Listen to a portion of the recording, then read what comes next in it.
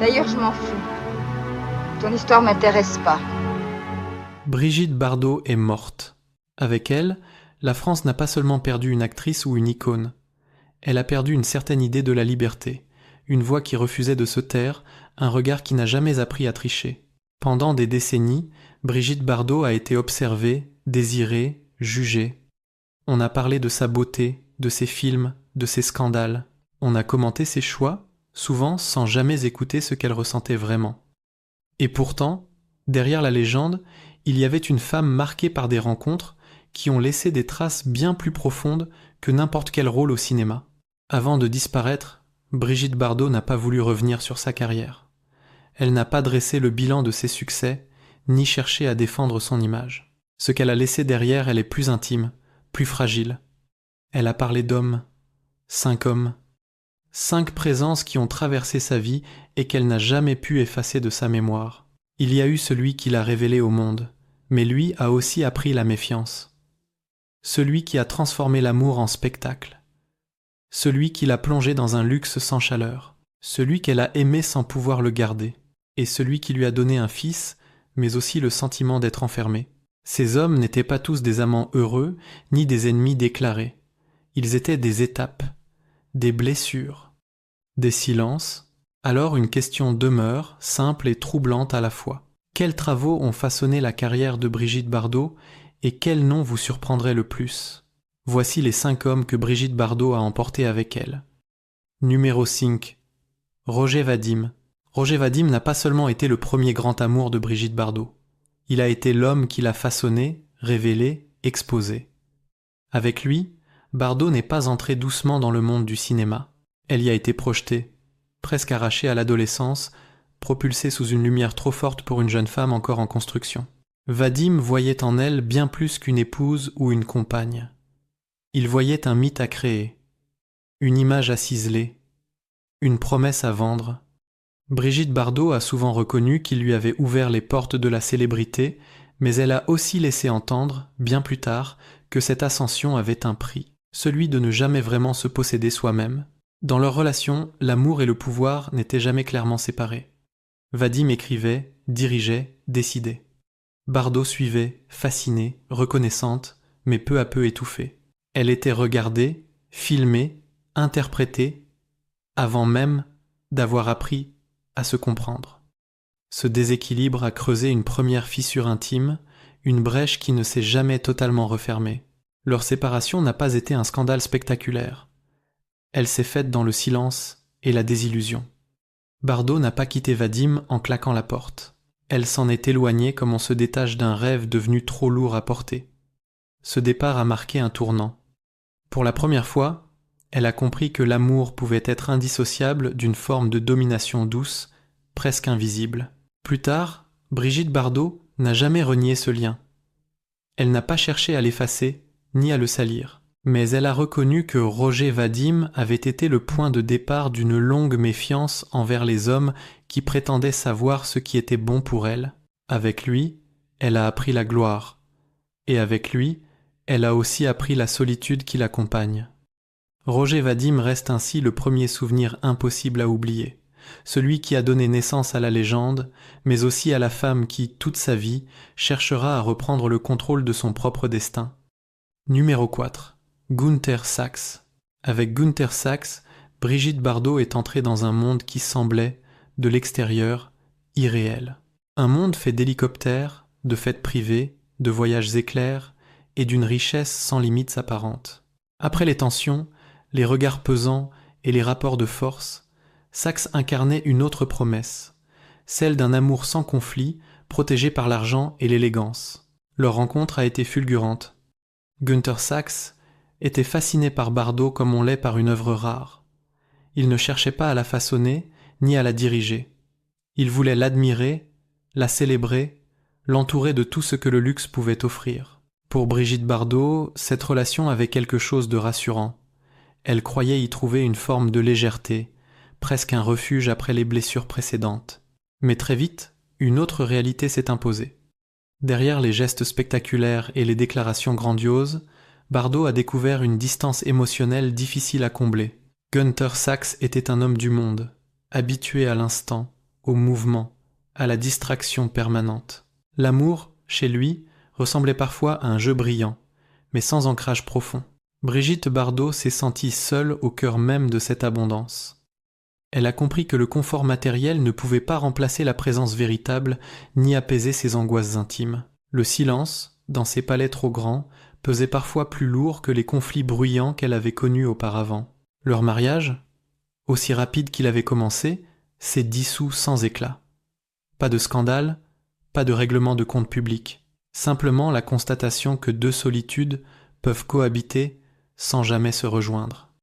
Bardot n'a jamais parlé de Günther Sachs avec colère, elle en parlait plutôt avec une forme de lucidité mélancolique. Cette relation lui a laissé une leçon amère mais essentielle. Elle a compris que l'amour ne se mesure ni en gestes spectaculaires ni en privilèges, que l'attention, la compréhension et la présence comptent davantage que tout le reste. Günther Sachs restera pour elle l'homme qui lui a offert le monde, sans jamais pouvoir lui offrir ce dont elle avait le plus besoin. Il occupe ainsi une place singulière dans sa mémoire, celle d'un rêve doré, magnifique en apparence, mais profondément vide au moment de s'y reposer. Numéro 3, Serge Gainsbourg. Serge Gainsbourg n'était pas un amour paisible, il était une provocation permanente.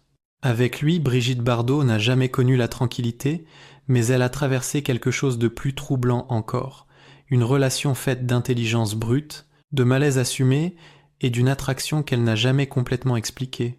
Gainsbourg fascinait autant qu'il dérangeait. Son regard lucide, sa parole crue, son mépris affiché des conventions heurtaient l'image que l'on projetait sur Bardot. Et pourtant, entre eux, il y avait une compréhension instinctive. Ils partageaient une même lassitude face au jugement public, une même ironie face aux attentes de la société.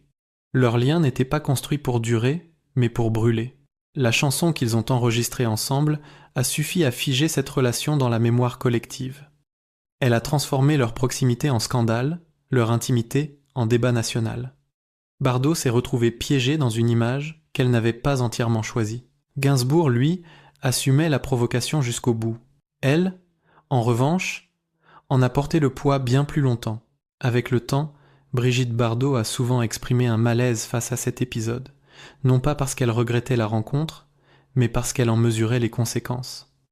Serge Gainsbourg l'avait entraînée sur un terrain où la frontière entre liberté et exposition devenait floue. Elle se sentait à la fois comprise et utilisée, admirée et mise à nu. Il n'y eut jamais entre eux de véritable histoire d'amour au sens classique. Ce fut une collision, un moment intense, bref, irréversible. Gainsbourg a laissé à Bardot une trace indélébile, non pas dans son cœur sentimental, mais dans sa relation au regard des autres. Après lui, elle a su que chaque geste, chaque mot pouvait être détourné, amplifié, déformé. Serge Gainsbourg demeure ainsi l'homme du scandale, mais aussi celui qui lui a révélé la violence symbolique de la célébrité. Une présence qu'elle n'a jamais oubliée, parce qu'elle représentait tout ce qu'elle aimait et tout ce qu'elle redoutait à la fois. Une liberté sans filtre, dangereuse, mais impossible à ignorer. Numéro 2, Jean-Louis Trintignant. Avec Jean-Louis Trintignant, Brigitte Bardot a connu une forme d'amour différente, plus silencieuse, plus intérieure. Rien à voir avec le tumulte, les projecteurs ou les excès. Entre eux, il n'y avait pas de mise en scène. Seulement deux êtres sensibles, conscients de leur fragilité respective. Trintignant n'était pas un homme de démonstration. Il parlait peu, observait beaucoup. Cette retenue a touché Bardot profondément. Pour la première fois elle ne se sentait ni admirée comme une icône, ni possédée comme une image. Elle se sentait simplement regardée comme une femme. Cette simplicité apparente était, pour elle, une respiration rare. Mais cette relation portait en elle une impossibilité fondamentale. Jean-Louis Trintignant était un homme habité par ses propres blessures, par une gravité que Bardot comprenait trop bien. Il se reconnaissait dans leur silence, mais ces silences devenaient parfois trop lourds à porter ensemble. L'amour était là, sincère, mais incapable de se transformer en vie commune. Il n'y eut ni trahison spectaculaire, ni rupture violente. Seulement, l'acceptation douloureuse que certaines relations, aussi vraies soient-elles, ne trouvent pas leur place dans le quotidien. Bardot a souvent évoqué Trintignant comme un amour pur, mais condamné par les circonstances. un amour sans faute, et c'est précisément cela qui l'a rendu si difficile à oublier. Cette histoire a marqué Bardot d'une tristesse particulière. Elle ne pouvait accuser personne, ni lui, ni elle-même.